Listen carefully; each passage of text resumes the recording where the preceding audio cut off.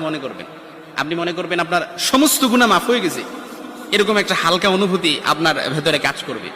খুশি হয়েছেন মনে হয় না? এই জন্য আমরা যদি ছোট্ট এই দোয়াটি পড়ে আজ রাতে ঘুমাতে পারি, সকালে উঠে ফলাফল দেখবো ইনশাআল্লাহুল আজিজ। আমি যদি আপনাদেরকে হাদিসের টেক্সট শোনাই, হযরত যায়েদ রাদিয়াল্লাহু তাআলা আনহু থেকে বর্ণিত, রাসূল সাল্লাল্লাহু আলাইহি সাল্লাম বলেন, হাদিসের স্পষ্ট ন্যারেশন হচ্ছে, যে ব্যক্তি রাত্রিবেলা 3 বার এই দোয়াটি পড়ে ঘুমিয়ে যাবে, সকালে উঠে আল্লাহ তাআলা তার সমস্ত গুনাহ মাফ করে দিবে। সুবহানাল্লাহ বাড়িতে যায় বললেন। এই জন্য আজ রাতেই যদি এই দোয়াটি পড়ে ঘুমাতে পারেন, সকালে উঠে ফলাফল দেখবেন ইনশাআল্লাহুল আজিজ।